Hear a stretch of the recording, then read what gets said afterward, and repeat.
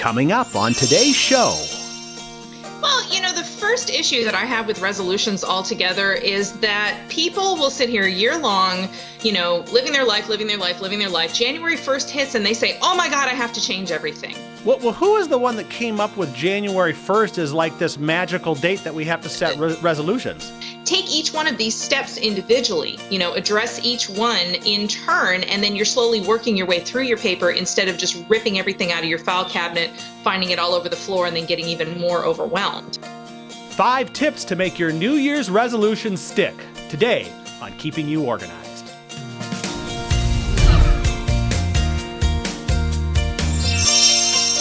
Hello and welcome to Keeping You Organized. It is Go Month, January, a time of year when everyone puts their New Year's resolutions in place. But today we're going to learn how to make them stick. And we have the organizing goddess herself, Ramona Creel from RamonaCreel.com. Hello. How are you doing?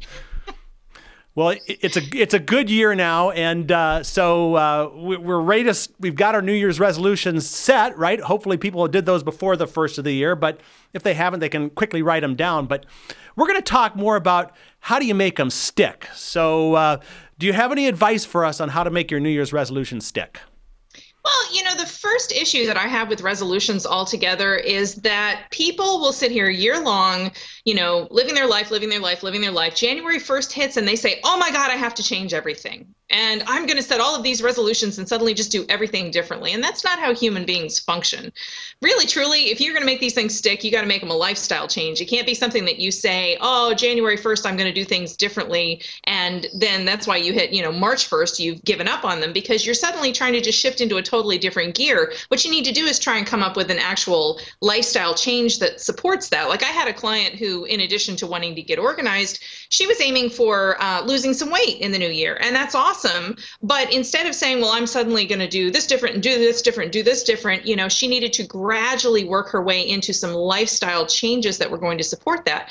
Buying healthier foods, not eating out as much, making sure she could squeeze in some time to the gym, that kind of thing. Well, who is the one that came up with January 1st as like this magical date that we have to set resolutions?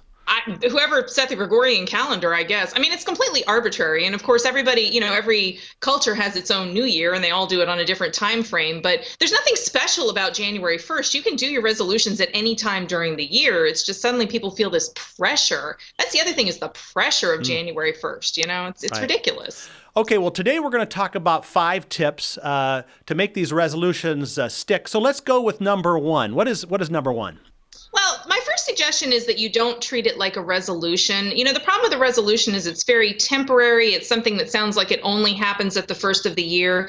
January 1st is a completely arbitrary deadline for these kinds of things. What you need to do is move into this like it's a lifestyle change. You're committing to this for the long term.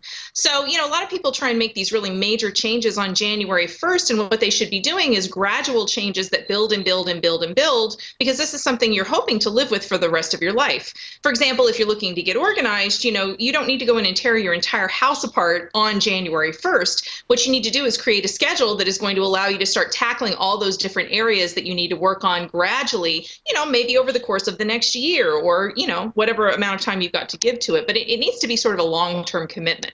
Well, let's apply that to, say, someone who wants to redo their filing system, which is kind of, it might be a big project you couldn't do in one day or one sitting. How would we take, redoing my filing system into like 3 or 4 parts? Well, you would sit down and you would look at what are the different components of that. One component is dealing with paper that's sitting out. You probably have some things that have never gotten into the filing system. Another component is getting in and clearing out the old outdated things from your filing, reevaluating your labels and your categories and making sure those are still applicable to your life, making any changes there, setting up some kind of a system for dealing with incoming paper to-dos, bills and things to read and, stuff to address, communications, whatever. Take each one of these steps individually, address each one in turn, and then you're slowly working your way through your paper instead of just ripping everything out of your file cabinet, finding it all over the floor, and then getting even more overwhelmed. Right. So we don't want to treat it as a resolution, but they are a resolution, so we've got to we'll at least keep that in mind. So it is kind of a mental game, too. Absolutely. Let's look at tip number 2. Well, the next thing that you need to think about with a resolution, see, this is a real problem I have with resolutions is people make resolutions for things they don't want anymore. Oh, I'm never going to eat chocolate, or I'm not going to buy anything new and bring it into my house, or I'm going to, it's all about denial. It's about all these things that they don't want in their life. I don't want to weigh that extra 15 pounds. I don't want to be disorganized. Think about what you do want. Focus on a positive resolution, because your brain is very tricky, and whatever you tell it, that's what it's going to go after. If you tell it something negative, it's actually going to sort of go against your wishes and go in that direction. So, if your problem is clutter, let's say you pile clutter everywhere, instead of saying to yourself, oh, I'm not going to do this and I'm not going to do that and I'm not going to go shopping and I'm not going to sit things down when I come in the house, tell me what you are going to do. When I come in the house, I'm going to take 5 minutes to just put everything where it belongs. When I bring the mail in, I'm going to take, 5 minutes to sort through it and throw away the junk and put the to-dos over here and put the filing over here.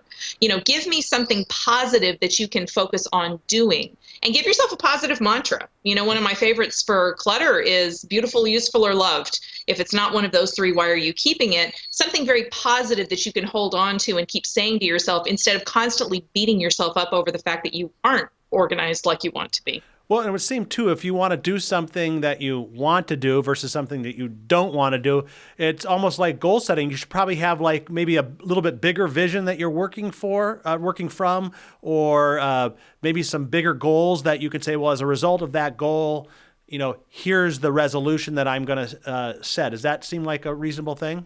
Absolutely. Tell me why you want this. Not just that I want to get organized, but what is it that you want as an end result from that? I am trying to get organized so I have more free time to spend with my kids, or I can get out of debt, or I can, just live a stress-free life. Keep your eye on the prize, that big one down the road, and it's going to be easier to do all those little steps along the way. Same as you think about like when you want to lose weight or get healthy or go to the gym.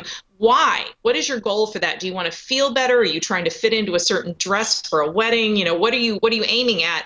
Keep that in mind. What do you think of those picture boards or idea boards, where maybe you cut a inspirational picture out and put it up on your mirror or something like that? Does that work? I always thought that these were a bunch of crap until I did one. I actually did a vision board when I decided that I wanted to become a full-time RVer. And I did this board that had pictures of Airstreams on it and had people traveling and had, all of this exciting life and all that. And I'm going to warn you, be careful what you ask for, because I did this vision board in January of whatever year that was, 2008, I guess. And I was thinking, oh, it'll take me a couple of years to get this goal going, because this is a big goal. I'm going to get rid of everything I own and get an Airstream and all that. By June, the thing was parked in my driveway. Wow. And by June of the next year, I had taken off and hit the road. So I am now kind of a believer in those, crystal, patchouli, new age, whatever vision boards. They do kind of work because they focus your attention on this thing that you want, and it gives it a visual component, and you can see it, and when you can see it, it makes so much more difference. That's why I'm a fan of people writing their goals and resolutions down. Don't just say it in your head. Do something to solidify it. Right, and there's kind of a commitment that you're making to that. Well, how about 2015? What does Ramona Creel have on her vision board for the coming year?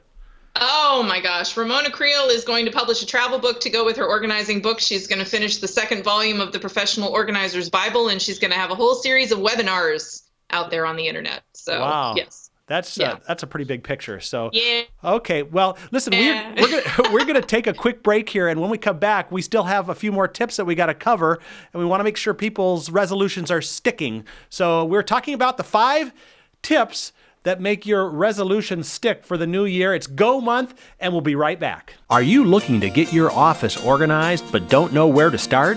And what can you really do to keep your office organized? Smead has put together a new ebook to help you answer these exact questions. We've compiled the best tips from professional organizers around the country to help you tackle the most common office organizing challenges. Go to smead.com/office organization and get your free copy today. That's smead.com/office organization. The new organization for the office ebook from Smead, keeping you organized. We're back now and keeping you organized, joined by Ramona Creel from RamonaCreel.com, talking about the 5 tips to make your New Year's resolution stick. Now, okay, let's do a little recap. We're not treating it as a resolution. That was number 1. And number 2, as we focus on what we want, not what we don't want, So now we must be at number 3. We got 3 more tips to get through. That's right. So number 3 is don't go it alone. Way too often we come up with some sort of a goal or a dream or something that we want in life, and we sort of struggle off in silence and never really tell anybody what we're trying to work toward or ask for help or anything like that. And it is so much harder. I don't care what your goal is. If it's going to the gym, if it's getting your house cleaned out, if it's getting a new job, whatever it is, find an accountability buddy. Find someone who has either a similar goal or has another goal that you can partner with them on, and you hold each other accountable for accomplishing milestones along the way. So you sit down and you sort of plot out, these are the steps that it's going to take me to reach my goal, and these are the tentative deadlines I'm setting for each of those steps. And the best way to do deadlines is, when do you want to accomplish the goal, then work backward and set sort of a little milestone, figure out what's going to take me a month to do this, or it's going to take me 2 weeks to do that, or whatever. Work your way backward and set deadlines. But at that point, you've got an actual plan. You can sit down with someone else and say, okay, I need you to hold me accountable to this plan. I need you to check in with me weekly. And, I need you to kick my ass if I'm not doing what I should be doing. Help me keep moving forward. That's why people hire professional organizers and personal trainers and folks like that. But you can have a friend or a family member do this with you. Well, and I've heard an extreme case where someone was with a personal coach, and that person called them every morning at 6 a.m. Basically, they weren't even out of bed yet.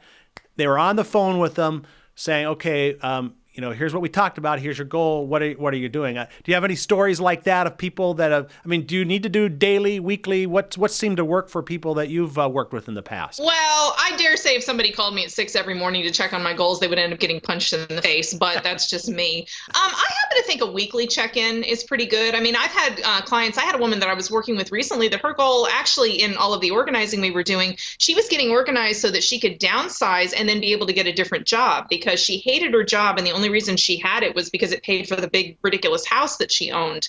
And so what she ended up doing is she actually had a real estate agent who was a friend that was working with her on trying to find some place to downsize to, but she had this woman as also her accountability partner, because as agent, it was kind of that thing you were mentioning earlier about having the bigger picture in mind. Every time she would talk to her real estate agent, it would remind her that that was why she was trying to do all of this, was to get this smaller house so she could then look for, a different job. And that worked way better for her than anything else I could have possibly suggested. All right. So that was number 3. Don't go alone. Number 4. Okay. Number 4. So here's the next thing that you have to think about is not changing everything all at once. People are really, really bad about January 1st hitting, and they suddenly decide that they need to change everything in their lives.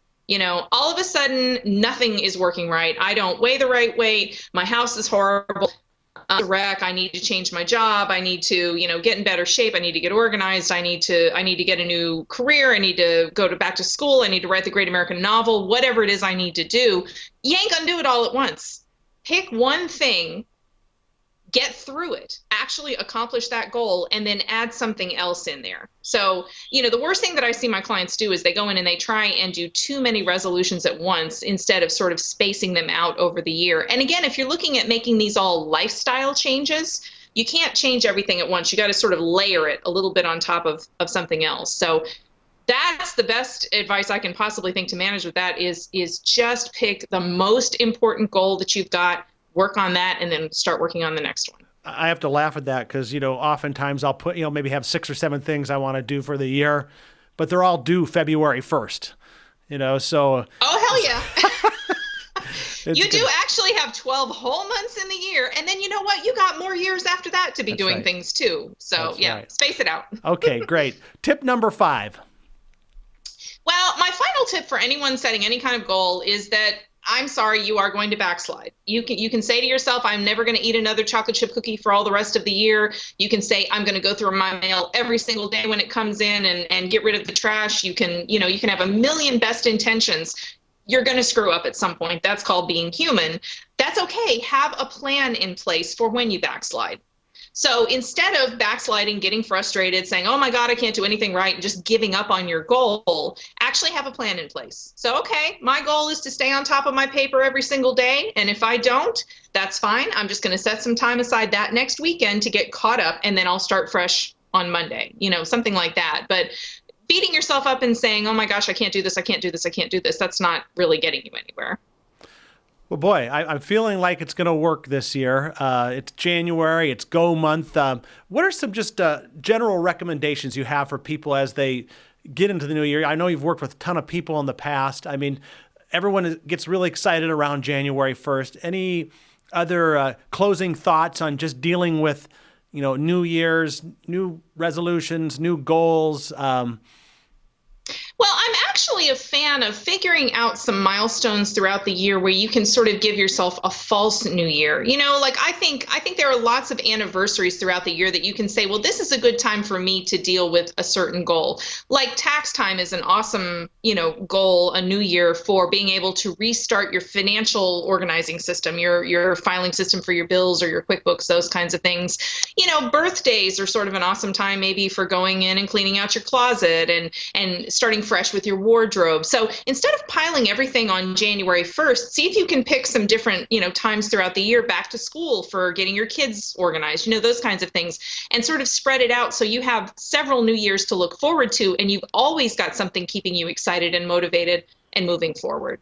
Awesome. Well, we're just about out of time. I want you to give yourself a little plug. Let us know what you're doing right now, and are you taking clients on? It sounds like, you're doing the webinars and the books and stuff. What kinds of work are you looking for right now, or are you looking for any work right now? Well, I'm actually settled for the next little bit in Los Angeles, and I'm really enjoying it. So I'm looking to start seeing some local clients here in LA, but I'm always working with my coaching and virtual organizing clients around the country. I am doing some more writing and some speaking this next year, and I'm actually available for workshops around the country. I've got folks that will have me come out and do presentations for various groups around the U.S., and I'm more than happy to do that always. Mm-hmm. And what's the deadline for the Organizer's Bible, just so we can keep you to it? Oh my God, we got a deadline on this one. Let's call it end of next year. Okay. All right. Then we'll get you off the hook. All right. Well, people can get you through RamonaCreel.com.